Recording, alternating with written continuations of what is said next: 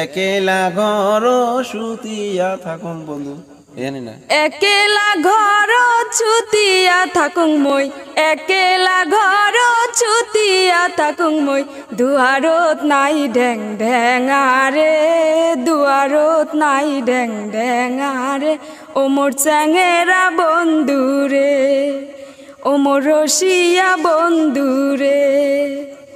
তো প্রিয় দর্শক এর আগে আমি বহুত গান নিয়েছিলাম, গান শুনে ভালো লাগছে, যার জন্য আবারও আছি। আর এর গোয়ালপাড়িয়া কণ্ঠ খুবই ভালো, যার জন্য আজকে গোয়ালপাড়িয়া গান নিবার জন্য আসছি আমি।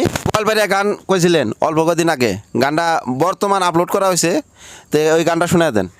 ও মই বাড়িত নাই আসিলেন হয়, আরে মনের কথা খুলিয়া কইয়া ও তোর গাউ হাটালুং হয়, আরে মনের কথা খুলিয়া কইয়া ও তোর গাউ হাটালুং হয়।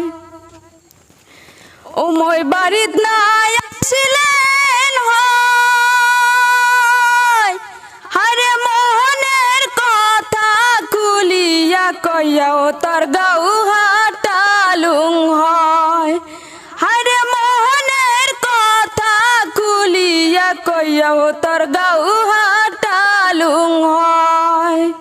একেলা ঘর ছুতিয়া থাকুং মই একেলা ঘর ছুতিয়া থাকুং মই দুয়ারত নাই ঢেং ঢেঙারে দুয়ারত নাই ঢেং ঢেঙারে ও মোর চ্যাঙেরা বন্ধুরে ও মোর রসিয়া বন্ধুরে। অনেক সুন্দর প্রিয় দর্শক, আমি তো এমনি কই না যে কন্টেন্ট যেখানে আমি হইলাম সেখানে। তো প্রিয় দর্শক গান শুনে কিরম লাগছে আপনারা কমেন্টে জানাবেন।